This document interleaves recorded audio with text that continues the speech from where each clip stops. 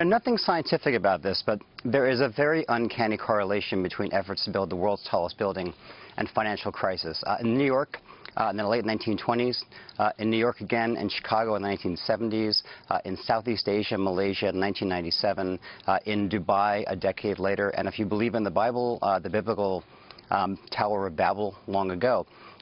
In many ways, we do see this correlation, and, we can argue as to why that happens, but one of the reasons is because a lot of these buildings are not about architectural advancement, if you will.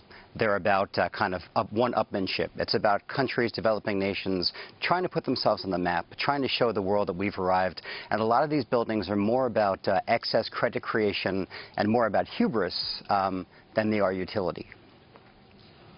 And Willie, as we take a look at what China's been doing, we note that there are multiple skyscrapers of this size in China. What are the risks here? Do you think that they should be doing other things versus building the world's highest buildings?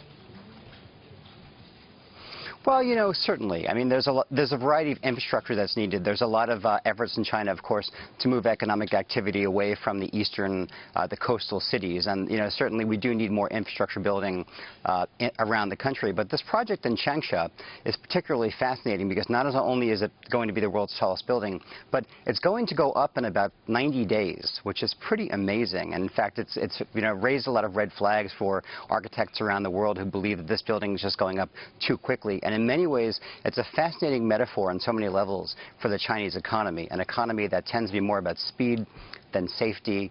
It tends to be an economy that's more about growing quickly than stability over time. And of course, there's the extent to which can China beat the skyscraper curse. Who knows? The thing about China is that it's run by very, very smart officials. We all know that. But the thing is, no one gets out of this alive. No one beats the system. And what I mean is every developing nation does have a crisis at some point. America did. Europe did. Of course, Asia did. And China will not be any different. China eventually will hit a wall. The question is that happening at the moment? We are seeing some ugly numbers out of China. And, of course, we have this building going up at the same time. So, again, nothing scientific. But it is, as economic indicators go, this is a quirky one and one that's worth keeping an eye on. Willie, I can't get the image out of my head as I watch these buildings go up so quickly. At the Towering Inferno, you remember that movie? Pretty terrifying.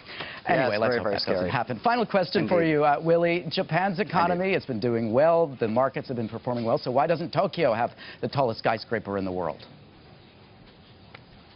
Well, as you mentioned, that about 2 years ago, Tokyo opened up the so-called Skytree, which is the world's tallest tower. And Japan's economy hasn't crashed in the last couple of years, but you could argue that more than 2 years ago, we had this massive earthquake and nuclear crisis, which ended up being, financial crisis enough for Japan.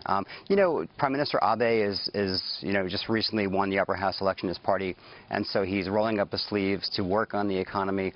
We're all very, very hopeful that he's going to surprise us and actually implement a lot of these reforms he's spoken about, but we're still watching and waiting. That's the best we can do, and that's the best we can say at this point.